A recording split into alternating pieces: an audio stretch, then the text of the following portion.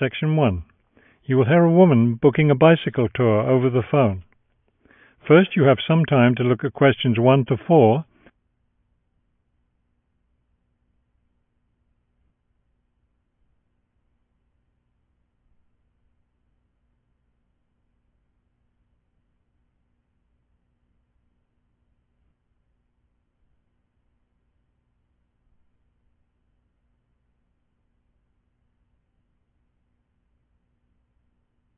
You will see that there's an example that has been done for you. On this occasion only, the conversation relating to this will be played first. Global Bicycle Tours. May I help you? Yes, thank you. I'd like to sign up for a bicycle tour. The man answers the phone. Global Bicycle Tours. So the word global has been written at the top of the form. Now we shall begin. You should answer the questions as you listen, because you will not hear the recording a second time. Listen carefully and answer questions 1 to 4. Global Bicycle Tours. May I help you? Yes, thank you. I'd like to sign up for a bicycle tour. Which tour were you interested in? We have the River Valley Tour coming up in June and the Mountain Tour in July. The River Valley tour is in June. I thought it was in May. It actually takes place the first week of June. Oh, I see. Well, I can still do that. The River Valley tour is the one I want. Splendid. Just let me take your information. May I have your name, please? Carla Schmidt. That's Carla with a K, not a C. K-A-R-L-A. Thank you, Ms. Schmidt. Address? Do you need a street address, or can I give you my post office box? A post office box is fine. It's P.O. Box 257, Manchester. Thank you. Okay, next. Will you be bringing your own bicycle, or do you want to rent one from us? I'll bring my own. Excellent. Now, we provide all the meals, so we need to know if you have any dietary restrictions. I don't think so. What do you mean? I mean, if there's any food you can't eat. Some people have food allergies or are vegetarian or have to avoid dairy products, things like that. Oh, I see. Well, yes, I'm a vegetarian. I never eat meat.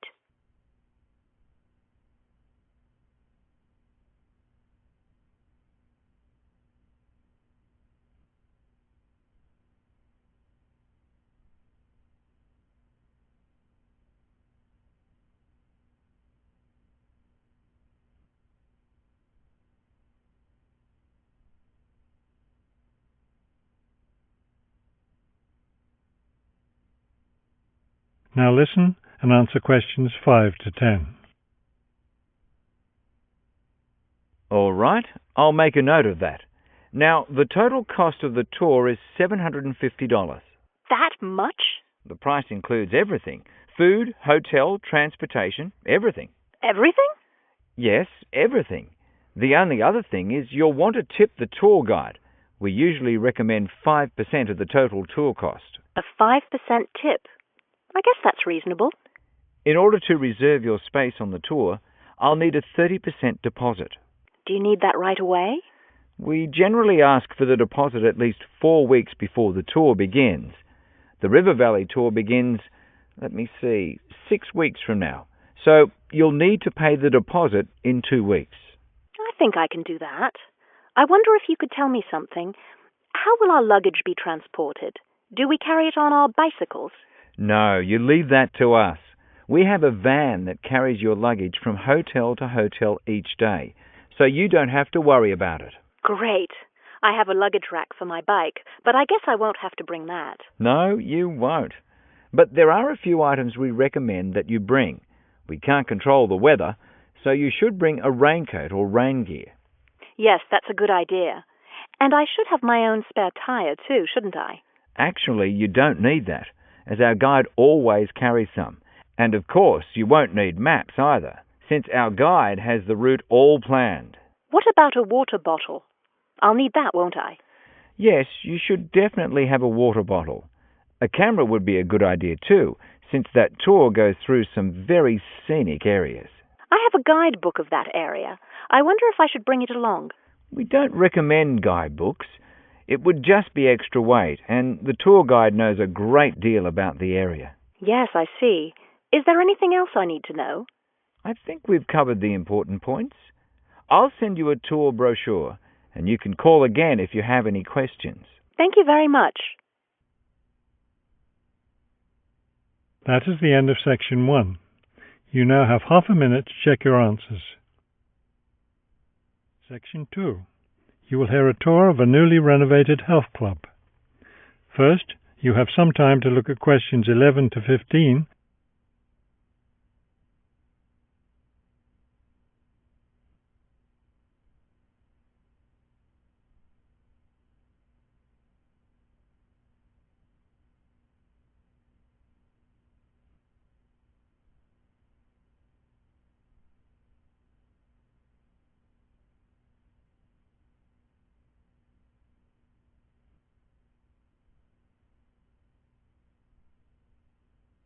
As you listen to the first part of the talk, answer questions 11 to 15.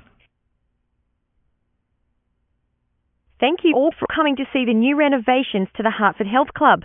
I know you'll be as pleased as I am to see the wonderful results of our months of hard work to improve the club and bring you the best facilities ever. We'll begin in here with the swimming pool.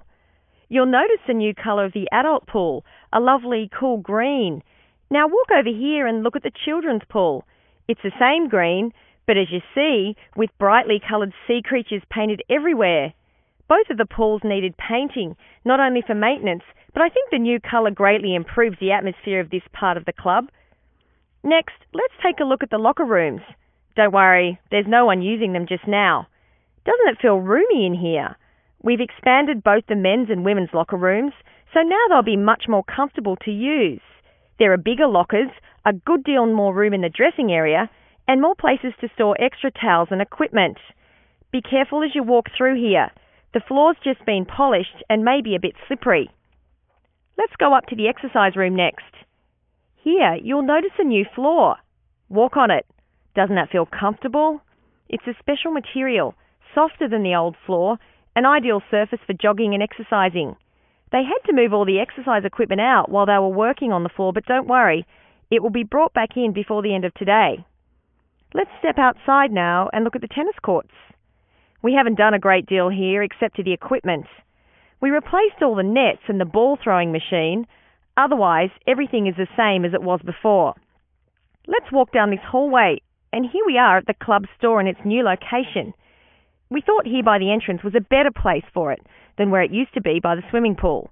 But it still has all the same items for sale, sports equipment and clothes in the club colours.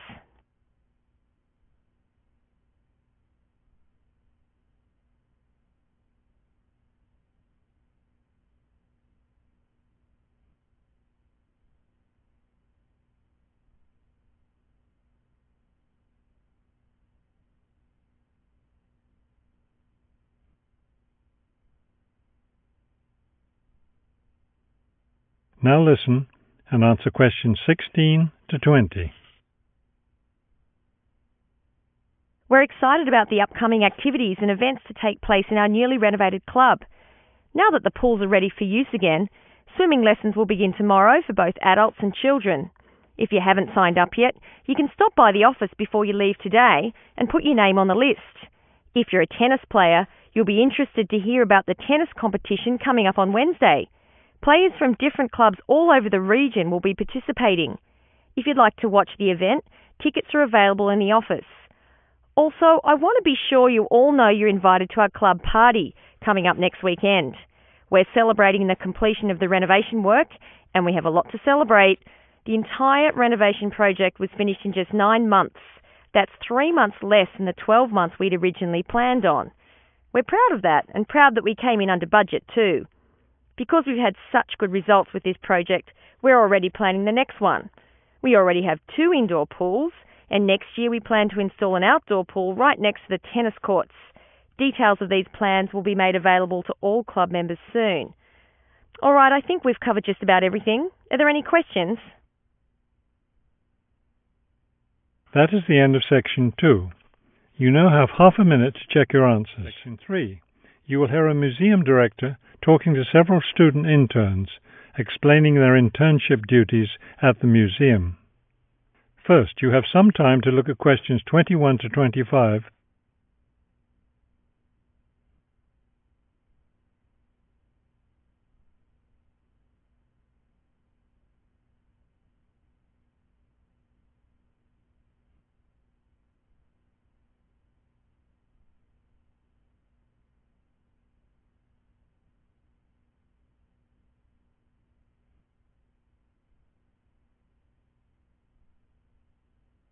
As you listen to the first part of the conversation, answer questions 21 to 25.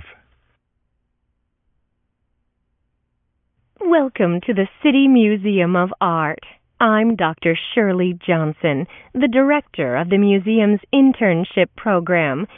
Today, I'll be giving you an orientation to the museum and our museum administrator's internship program. Will we get a chance to tour the museum today? Yes, we'll start right now with a tour of the building. We'll skip the basement. Most of that part of the building is devoted to art conservation, which won't be part of your internship. Let's begin here on the ground floor with the museum offices. I guess this is where we'll be spending most of our time, helping with the office work. You'll spend some time working in here so you can learn what the administrative duties involve. But you'll also get a chance to experience all aspects of museum work. This room in here is the museum tours office. I'm interested in that. I'd really like to help out with the tours. That's great, because you'll all have a chance to lead some tours and maybe even to develop a tour of your own, too. Let's go up to the second floor now. This is the boardroom in here, isn't it? Will we get to go to board meetings? Only members of the board of directors attend those. Now, back here behind the galleries are the classrooms.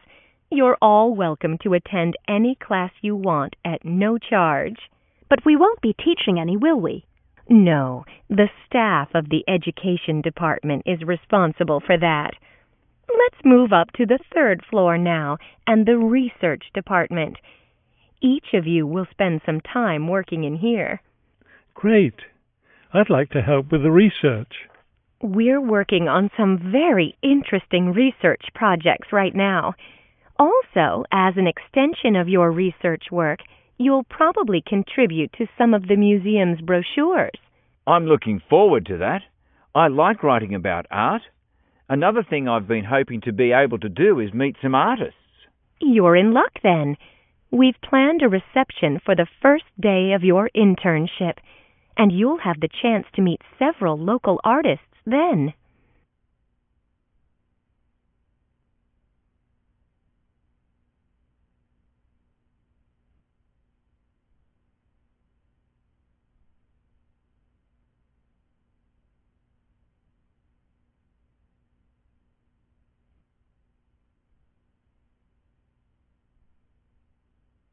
Now listen and answer questions 26 to 30. Could you give us a little background of the museum? I mean, when it was built and some information about the collections and things like that? Of course. The main part of the museum was built in 1895 with a combination of public and private funds. The new wing was built 60 years later with a donation from the Rhinebeck family. That part of the museum was built for the modern art collection, wasn't it? Yes, it was. In the main part of the museum, we have a gallery devoted to works by local artists, our sculpture collection, and a small collection of classical European art. You mentioned classes earlier. What kind of classes does the museum offer? In our adult education program, we offer a series of art history classes, and for children, we have a program of arts and crafts workshops. You can get a brochure from the office that will give you more information. I saw a lot of chairs set up in the main hall. What are those for? Those are there for tonight's musical performance. We offer a weekly concert series during the fall and winter, and of course, all of you are welcome to attend. Now, If there are no more questions, let's step into my office and I'll show you your schedules. That is the end of Section 3. You now have half a minute to check your answers. Section 4. You will hear a lecture about the history of the tomato. First, you have some time to look at questions 31 to 35.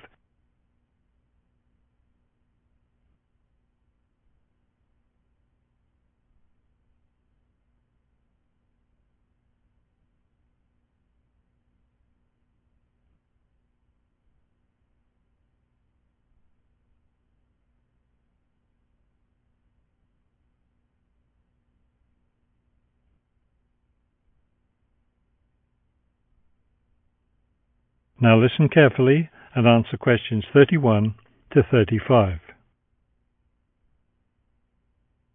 The tomato is a popular vegetable, which figures in the cuisine of many countries around the world.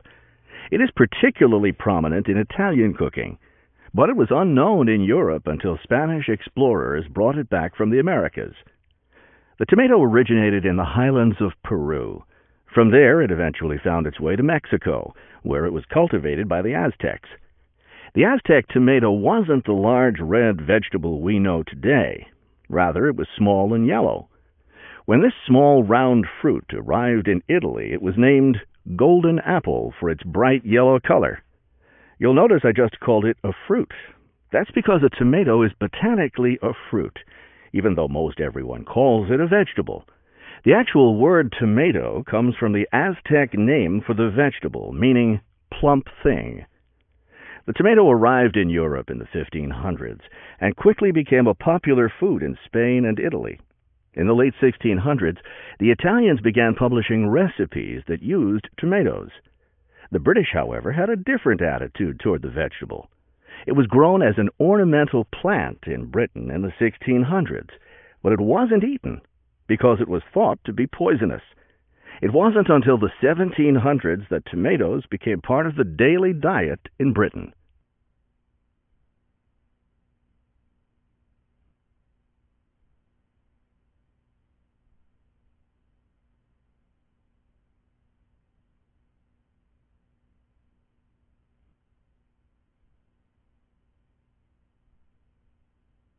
Now listen carefully and answer questions 36 to 40.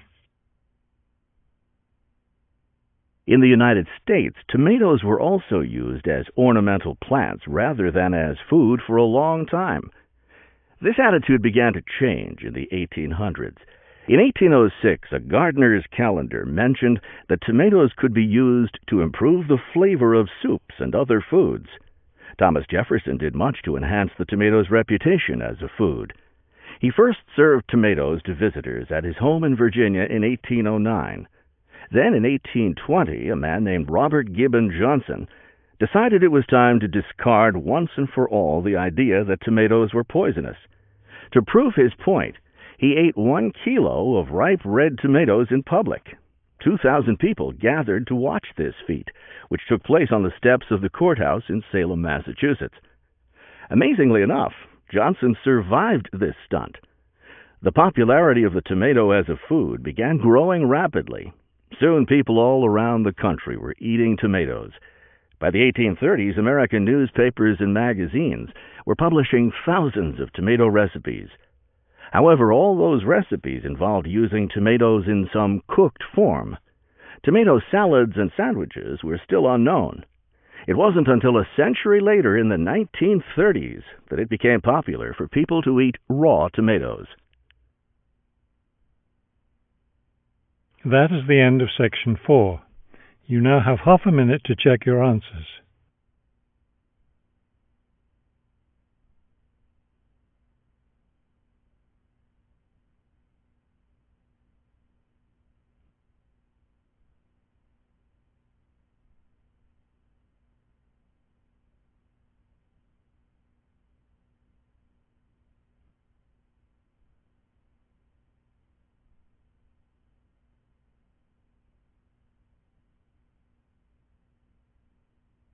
You will now have 10 minutes to transfer your answers to the listening answer sheet.